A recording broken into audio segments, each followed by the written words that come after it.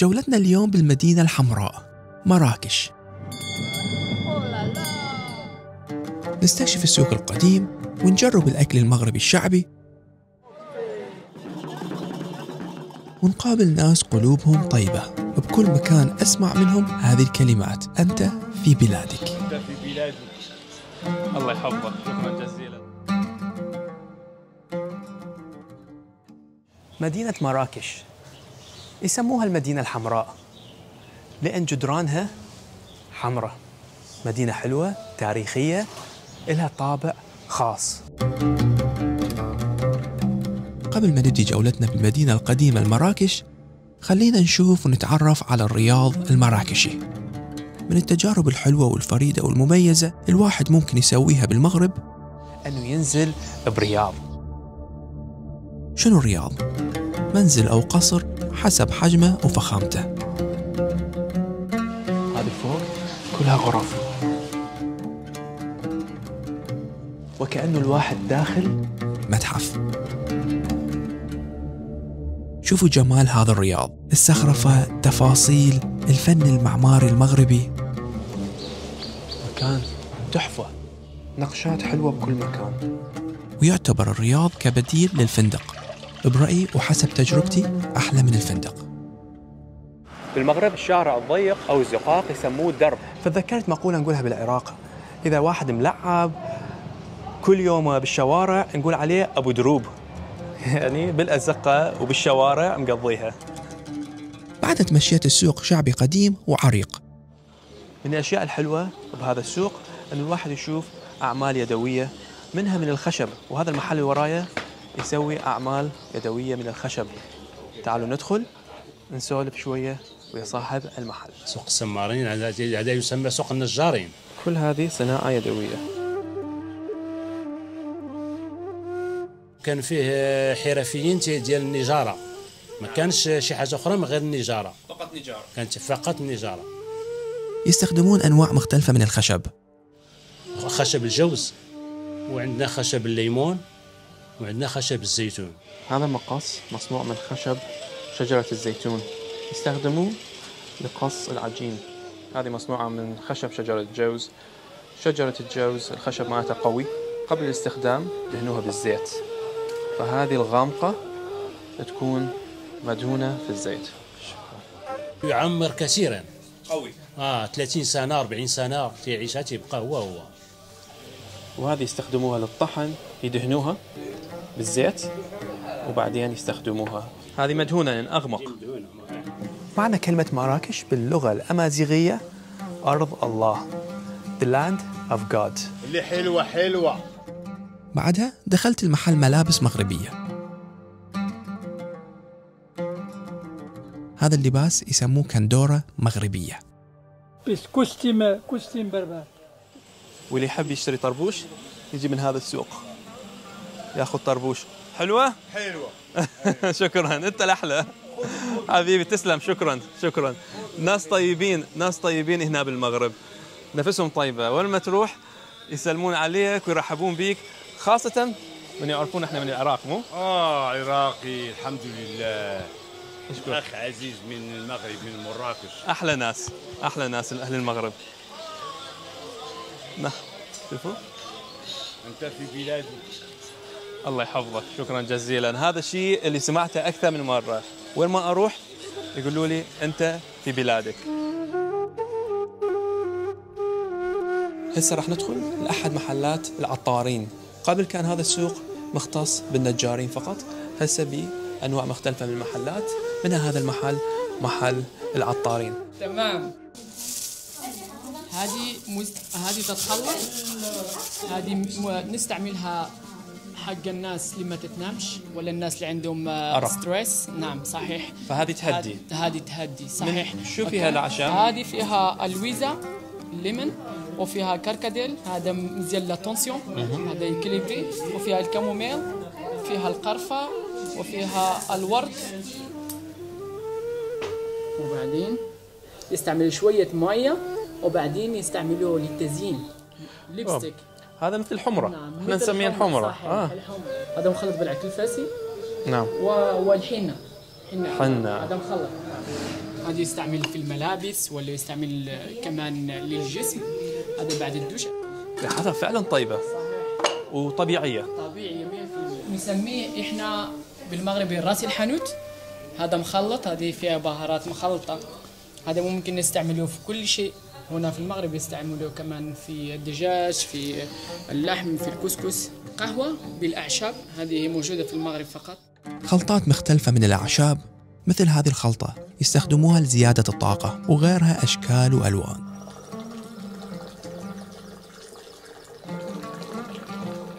هذا الشاي المغربي، شاي الأعشاب. بسم الله. طيب، الشاي المغربي هنا شاي الأعشاب رهيب. كل شيء هنا بالمغرب حلو ومعتنين به، حتى استكان أو كوب الشاي.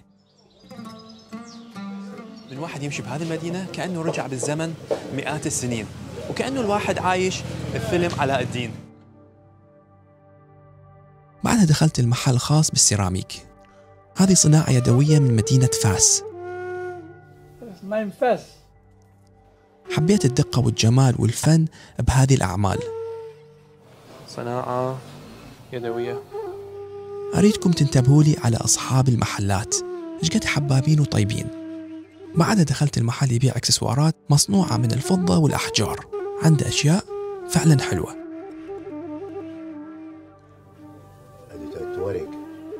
لفت انتباهي هذه السبحة مصنوعة من حجر اليسر أو المرجان الأسود. هذا مرجان وهذه فضة، بها زخرفة وبها عمل. هذه فيها التركواز والمرجان والملاقيت. شغل يدوي روعة. صناعة البربر. شوفوا الفن الموجود فيه. عنده أشياء تدوخ من الجمال والأناقة. وهذا السوق سوق النحاس، يذكرني بسوق الصفافير اللي بالعراق. يبيعون غراض مصنوعة كلها من النحاس، أعمال يدوية. الصينية كلها مصنوعة من النحاس.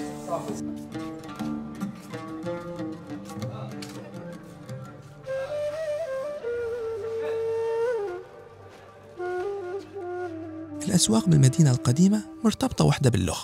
واحد يدخل بسوق السمارين، بعدين يوصل سوق الخشابين، وراها النحاسين وغيرها وغيرها وغيرها. ومن الصناعات القديمة والمهمة والمشهورة بالمغرب دباغة الجلود. هذا الشبشب مصنوع من الجلد يسموه بلغة. أنواع مختلفة من السلال، صناعة محلية ويدوية ممتازة. كلها صناعة يدوية محلية. وهذا الشيء حلو أنه يصنعون الجلود هنا من الصفر. هذا حلو الكشن. بعدها كملت مشي بالمدينة القديمة، شفت محل ثاني يبيع أعشاب وتوابل وزيوت. صاحب المحل عطار أبا عن جد. كل هذه أعشاب، أنواع مختلفة من الأعشاب. تعلمت منه شغلة حلوة، طريقة استخلاص زيت حبة البركة ويخلي وياه شوية يوكاليبتوس. لازم تحك قوي. ريحتها قوية. المجرى التنفسي كله فتح.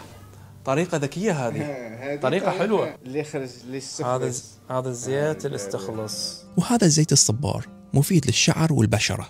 وأكيد عندهم زيت الأرغان، زيت البربر أو الزيت المغربي. في محمص للأكل، هذا مش محمص، استخلاص بارد. زيت الأرغان المحمص عادة للأكل لأن طعمه أطيب.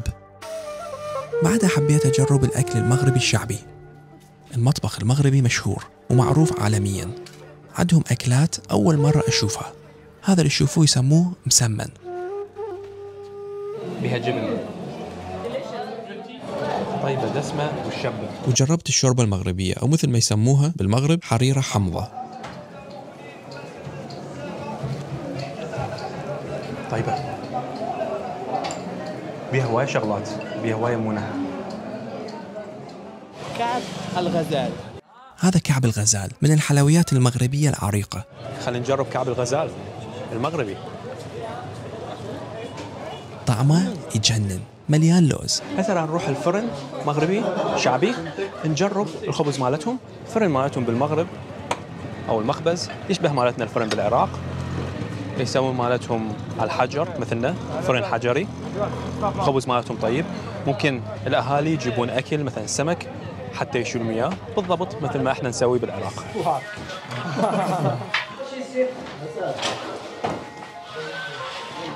بسم الله. نجرب الخبز المغربي. هسه راح نجرب شيء انا شخصيا احبه، الزيتون. هنا بالمغرب معروفين بالزيتون، الزيتون مالتهم طيب. خلينا نجرب زيتون. كلش طيب بالبهارات، بالبابريكا، بالكزبره ويا ليمون، طعم رهيب. وهذا مثل ما تشوفون بالفلفل الاحمر حار. رهيب، حار، كلش طيب، ويا ليمون، فلفل احمر وليمون. الزيتون هنا زوين بالزاف، رهيب طيب. بالعراق نقول شقشاق. وبعد الزيتون جربنا المكسرات او الكرزات. هذه بينات فستق عبيد مثل ما نسوي بالعراق، مغطى بالعسل والسمسم.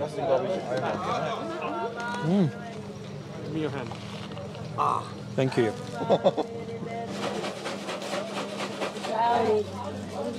هذه رهيبة.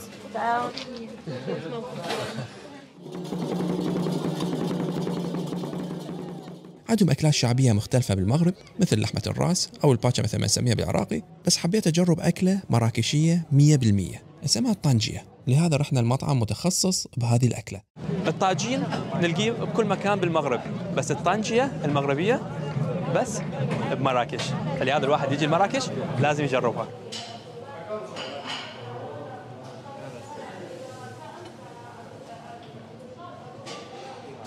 ما شاء الله.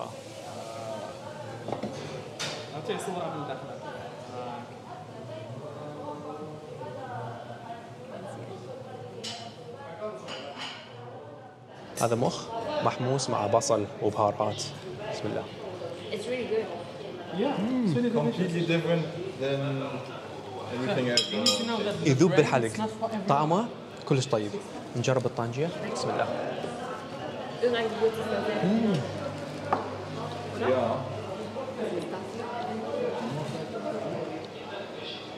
رهيب. اللحم يذوب بالحلق، البهارات متوازنة طيبة، الحموضة الملوحة كل شيء مساوي مضبوط. إذا تجون لمراكش لازم تجربون الطنجية، لازم، لأن أكلة مراكشية.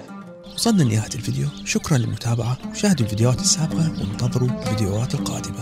حلوة انتي، بس تتفق علي.